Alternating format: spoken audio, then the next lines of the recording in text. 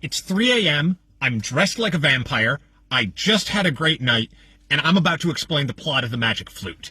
I have been getting obsessed with opera lately because apparently I'm turning into Lestat de Liancourt. So the Magic Flute is an opera by Mozart, and it is batshit insane. It opens with the main character, Tomino, fighting a giant snake in the woods. It is never explained why he's fighting a giant snake, where the giant snake came from. The giant snake is not important. And Tomino is kind of a dipshit, and he's not even that good at fighting giant snakes. Like, he gets his shit wrecked, and then he's rescued by these three women, who are actually the important part of this, who beat up the giant snake. And he's like, hey, three ladies, who are you? And they're like, oh, we're the daughters or servants or roommates or something of the Queen of the Night. I've only watched this thing like 3 times, and 2 of those were the Super Smash Brothers version. So I'm a little bit hazy on the details. But that's not important. What is important is that the Night Queen's daughter, Princess Carmina, or Pamina, some kind of Mina, is super, super hot. Like, check it out. And they hand Tomino a portrait of Princess Pamina. It's like, this is the hottest girl I've ever seen. Now I must make her my queen. And sings a whole hot aria about how absolutely fuckable this portrait they handed him to is. And, oh yeah, and along the way, before he meets the 3 Night Queen's attendants, he meets this dude named Papageno. And Papageno was put on this earth to be comic relief in opera, and he's very good at it. He's this, like, bird-themed guy. I think he's like a bird catcher, or maybe just like a bird person. It's not important. And he leads to what is maybe the most batshit part of this whole batshit opera, which is Mozart, you know, like, maybe most famous composer, top 5, whatever it is, like, you know what we need to have in this opera? A song that is entirely hummed.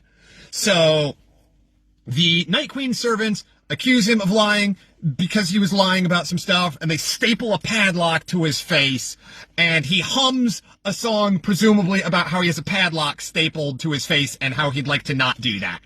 And, he's all like, and Princess Tomino is like, you have a lock stapled to your face. This is such a disgrace. Something like that. Anyways, so before the crash test dummies had Mozart had right? In ancient tradition. So eventually, Papageno's face gets unlocked, and Tomino goes to meet the Night Queen, and she's like, hey, Tomino, I'm sure you've heard by now about how super hot my daughter is, and if you rescue her, you can marry her. And he's like, wow, you look like a Sailor Moon villain, and have the moon tattooed on your face, and I absolutely trust you. So, yeah, absolutely. What's the score? It's like, okay, cool. My daughter has been kidnapped by this wizard named Sarastro, and you should go beat him up and rescue my daughter, and then you can marry her. Like, sounds great. No further questions. And so he heads off into the woods, where maybe some more shit happens. I'm a little bit hazy. And, like, Papageno, I think, gets there first, and, like, there's a whole song about him being, like, forever alone, and also there's an uncomfortable racial character who's been updated in most of the more recent versions of the play, who maybe we won't talk about too much.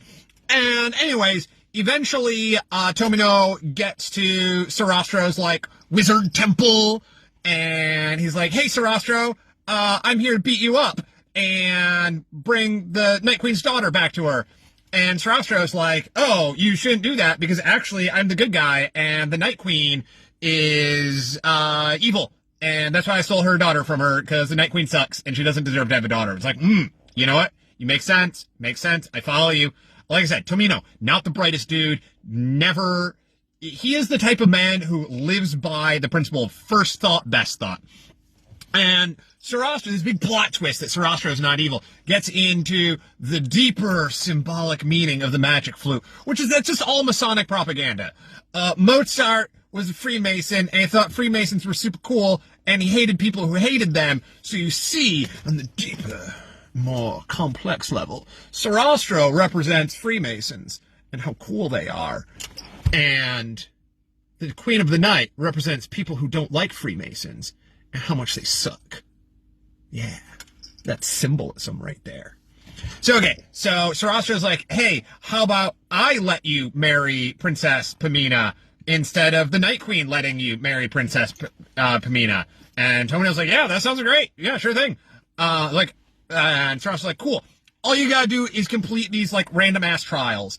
And this is probably the part of the opera I'm haziest on, as he's got him, like, fucking cleaning the Aegean stables, and he has to play a perfect game at Tetris. It's like a speed run of Ready Player One. And, he has to, like, go through all these, like, puzzle dungeons or whatever to prove that he understands Sarastro's thinly veiled Freemason-ish ways so that he can marry the princess. And then he does, and then the opera, like, keeps going for another half hour. Oh yeah, there's a part, which you probably all heard, where, like, the Night Queen, like, teleports? I think she teleports. Anyways, like, she shows up into the Masonic temple where her daughter is being held, because she could do that all along. I don't know why she had to send a prince to go do this shit. And she's like, hey, daughter, so Sarastro really likes you and trusts you, so I want you to stab him to death. And if you don't, I'm gonna disown you. And this is a song you've almost certainly heard. It's usually presented in, like, a very, like, happy, upbeat context. Like, you've probably heard this opera, this aria, with this woman laughing, going, ha ha ha ha ha ha ha ha ha ha ha ha ha, right? Stuff like that. Yeah. That song's about murder. That's not even a song about committing murder yourself. That's a song about, like, coercing your daughter to commit murder. The Queen of the Night is laughing because she's so happy about the murder that she's forcing her daughter to commit, because, as previously mentioned, she's a Sailor Moon villain. So, okay, so Pamina's like, oh no, should I commit murder? But Sarastro's, like, actually the coolest dude in the world because he's a Freemason and Freemasons are great. And Sarastro's like, let me sing you a song about how I'm actually secretly your dad. And she's like, oh no, you're secretly my dad and my mom wants you to kill you. But my mom sucks and you're great, so I won't. This opera's so deep. There's so many levels going on here. So, okay. So that gets resolved, and then Sarastro, because he's her dad, gives Tomino the blessing to marry her, and then it, like, just keeps going for, like, half an hour, and at some point, Papageno is, like, also given a wife/girlfriend in the form of just a female version of himself, which I think truly is every man's dream girl, as he's introduced to Papagena, who is a bird-themed girl. And they sing a song which consists of saying their own/each other's names over and over again. And it's almost as insane as the humming song, but not quite, as they're just going back and forth like, Papageno, Papagena, Papageno, Papageno, Papageno, Papageno, Papageno, and then the opera ends. And I fucking love it. Opera is insane. It's not classy. It's just old. You should watch more of it. I am loving getting into it. It's my new fandom. I should go to bed.